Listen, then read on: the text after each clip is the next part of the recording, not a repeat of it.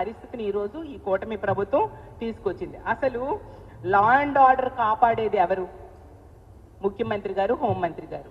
ఇప్పుడు పోలీస్ శాఖ 18వ స్థానం వచ్చిందంటే ముఖ్యమంత్రి గారు విఫలమయ్యారు అతను పరిపాలించడంలో, అలాగే హోంమంత్రి గారు విఫలమయ్యారు అనే విషయం క్లియర్గా అర్థమవుతూ ఉన్న పరిస్థితి. అలాగే తీసుకుంటే ఇన్ని సంఘటనలు జరుగుతున్నాయి కదా, ఇన్ని సంఘటనలకి ముఖ్యమైన కారణం ఏంటి? మద్యం, అలాగే గంజాయి, డ్రగ్స్. హోమ్ మినిస్టర్ గారు చెప్పారు గంజాయి మేము అధికారంలోకి వచ్చాం 100 రోజుల్లో రూపుమాపుతామని. చూస్తే హోమ్ మినిస్టర్ గారి సొంత నియోజకవర్గం మీదుగానే గంజాయి సరఫరా మిగతా జిల్లాలకన్నీ సాగుతూ ఉంది. సాక్షాత్తు స్పీకర్ గారే చెప్పారు గంజాయి విచ్చలవిడిగా పెరిగిపోయింది, గంజాయి సరఫరా విచ్చలవిడిగా పెరిగిపోయింది అని చెప్పేసి. అలాగే హోమ్ మినిస్టర్ గారి నివాసం ఉంటున్న విశాఖపట్నంలోనే గంజాయిని విచ్చలవిడిగా పండిస్తూ ఉన్నారు. ఇందుకు సాక్షాత్తు ముఖ్యమంత్రి గారి సొంత నియోజకవర్గం కుప్పంలోనే గంజాయి పండిస్తూ దొరికిన సంగతి మనం చూసాం. మన విశాఖపట్నంలో తీసుకుంటే జైల్లో కూడా గంజాయి మొక్కలు దొరికాయి.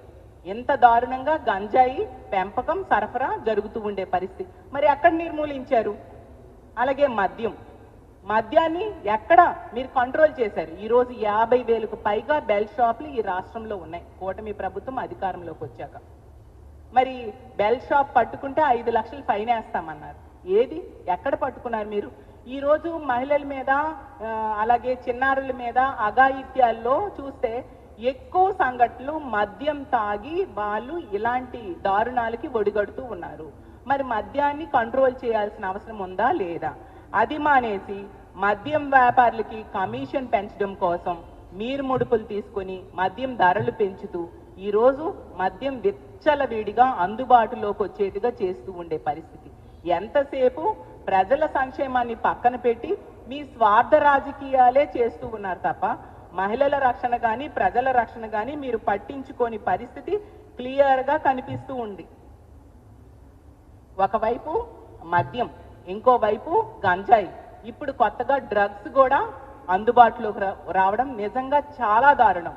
సాక్షాత్తు ముఖ్యమంత్రి గారి నివాసం ఉంటున్న గుంటూరులోనే డ్రగ్స్ దొరికాయంటే ఎంత దారుణం. ఈవెన్ విశాఖపట్నం, హోమ్ మినిస్టర్ గారి నివాసం ఉంటున్న విశాఖపట్నంలో కూడా డ్రగ్స్ విచ్చలవిడిగా దొరుకుతూ ఉన్నాయంటే ఎంత దారుణంగా శాంతి భద్రతలు పరిరక్షించడంలో ఈ కూటమి ప్రభుత్వం విఫలమైంది. ఇలాంటి దారుణాలకు కారణమైన మద్యాన్ని, గంజాయిని, డ్రగ్స్ని కంట్రోల్ చేయడంలో ఈ కూటమి ప్రభుత్వం విఫలమైంది అనే విషయం క్లియర్గా అర్థమవుతూ ఉంది. అసలు నిజం చెప్పాలంటే ఈ కూటమి ప్రభుత్వం అధికారంలోకి వచ్చాక మహిళల రక్షణ కానీ అలాగే ప్రజల రక్షణ కానీ గాలికి వదిలేసింది.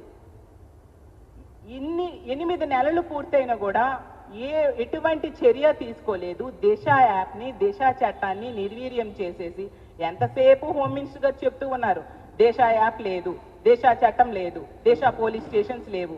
అసలు దిశ యాప్ అనేది కేంద్రం దగ్గర పెండింగ్ లో ఉంది.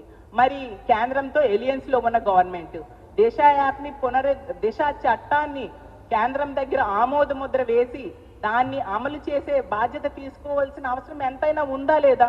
కాబట్టి ప్రజల్లో ఇప్పటికే చాలా తిరుగుబాటు వచ్చింది. ఇలాంటి సంఘటనలు కొనసాగితే మహిళలు ఖచ్చితంగా తిరుగుబాటు చేస్తారని తెలియజేస్తూ ఉన్నాను. ఒకవైపు మహిళలకి రక్షణ ఇవ్వట్లేదు సరికదా, మహిళలకి ఇచ్చిన హామీలు ఈరోజు కూటమి ప్రభుత్వం అధికారంలోకి వచ్చి 8 నెలలు అవుతున్నా గాలికి వదిలేసిన పరిస్థితి క్లియర్గా కనిపిస్తూ ఉంది. ఎన్నికల ముందు ఏం చెప్పారు? బాబు షూరిటీ, భవిష్యత్ గ్యారంటీ అన్నారు. ఈ 8 నెలల్లో తీసుకుంటే బాబు షూరిటీ, యగనామం గ్యారంటీ అన్న విధంగా పరిపాలిస్తూ ఉన్నారు. ఈ 8 నెలల్లో బాబు షూరిటీ, వెన్నుపోటు గ్యారంటీ అన్న విధంగా పరిపాలిస్తూ ఉన్నారు. ఈ 8 నెలల్లో బాబు షూరిటీ, భారం గ్యారంటీ అన్న విధంగా పరిపాలిస్తూ ఉన్నారు. ఈ రోజు తీసుకుంటే విద్యుత్ ఛార్జీల భారం విపరీతంగా పెంచేశారు. అలాగే తీసుకుంటే నిత్యావసర సరుకుల ధరలు విపరీతంగా పెంచేయడం జరిగింది. అలాగే రిజిస్ట్రేషన్ ఛార్జీల భారం విపరీతంగా పెంచేశారు సరికదా. ప్రజల జీవితాలు ఈ కూటమి ప్రభుత్వం అధికారంలోకి వచ్చాక తలక్రిందులు అయిపోయిన పరిస్థితి మన క్లియర్గా కనిపిస్తూ ఉంది. ఈ రోజు తీసుకుంటే ఫీజు రీఎంబర్స్మెంట్ లేదు, అమ్మ ఒడి లేదు, అలాగే రైతు భరోసాను ఆపేశారు, చేయూతను ఆపేశారు, 0 వడ్డీ పథకాన్ని ఆపేశారు, ఆరోగ్యశ్రీని ఆపేయడం జరిగింది, మెడికల్ కాలేజీల నిర్మాణం ఆపేశారు, స్కూల్స్లో నాడు నేడు పనులు ఆపేశారు, వాలంటీర్స్ని తీసుకుంటే ఆ వ్యవస్థనే తీసేశారు. ఎంత దారుణమైన పరిస్థితులు నెలకొన్నాయో, ప్రజలు ఎంత ఘోరంగా మోసపోయారో అర్థం చేసుకోవచ్చు. ఉద్యోగులను తీసుకుంటే ఈరోజు ఐఆర్ లేదు, పిఆర్సీ లేదు, డిఏ లేదు. అంత దారుణంగా ఉద్యోగుల్ని నెట్ట నిలువుగా మోసం చేశారు. ఇలాంటి విధ్వంసకరమైన పాలన, ఎంత మోసపూరితమైన పాలన ఈ రాష్ట్ర చరిత్రలో ప్రజలు ఏనాడు కూడా చూడలేదు అని తెలియజేస్తూ ఉన్నాను. ఏమంటారు మాట్లాడితే, ఎన్నికల టైంలో సంపద సృష్టిస్తాను అన్నారు. ఎప్పుడు సంపద సృష్టిస్తారు? 2047లో మీరు చెప్తూ ఉన్నారు విజన్ 2047 అంటూ. అంటే అప్పుడు సృష్టిస్తారా? అప్పటి వరకు సృష్టించకుండా ఈ పథకాలన్నీ అప్పటి వరకు అమలు చేయరా మీరు అని ఈ కూటమి ప్రభుత్వాన్ని, చంద్రబాబు నాయుడు గారిని అడుగుతూ ఉన్నాను. ఎంత దారుణమైన దగా మోసం ఎక్కడైనా ఉంటుందా అని నేను అడుగుతూ ఉన్నాను. ఎంత ఘోరంగా ఈ కూటమి ప్రభుత్వం అధికారంలోకి వచ్చాక ప్రజల్ని నెట్ట నిలువుగా మోసం చేసింది. అసలు చంద్రబాబు నాయుడు గారు ఏమన్నారు? ఎన్నికల సమయంలో ఏమన్నారు? బటన్ నొక్కడం అదేమైనా పెద్ద పన, మూలనున్న ముసలమ్మ కూడా బటన్ నొక్కుతుంది అని చెప్పారు. మరి కూటమి ప్రభుత్వం అధికారంలోకి వచ్చింది, 8 నెలలు అయిపోయింది. ఇచ్చిన హామీలు ఏ ఒక్కటి నెరవేర్చలేదు. ఒక్క బటన్ కూడా చంద్రబాబు నాయుడు గారు నొక్కని పరిస్థితి. అంటే ఆ మాటలు ఇప్పుడు ఏమయ్యాయి? ముసలమ్మకి చేతనైంది, ఈ చంద్రబాబు నాయుడు గారికి చేత కాలేదా అని నేను అడుగుతూ ఉన్నాను.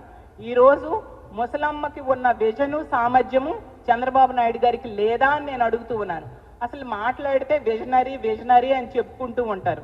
అంటే విజనరీ అంటే 5 సంవత్సరాల్లో మేనిఫెస్టోని అమలు చేయకుండా 50 సంవత్సరాలకి డాక్యుమెంట్స్ రెడీ చేస్తాము అని చెప్తూ ఉన్నారు చంద్రబాబు నాయుడు గారు.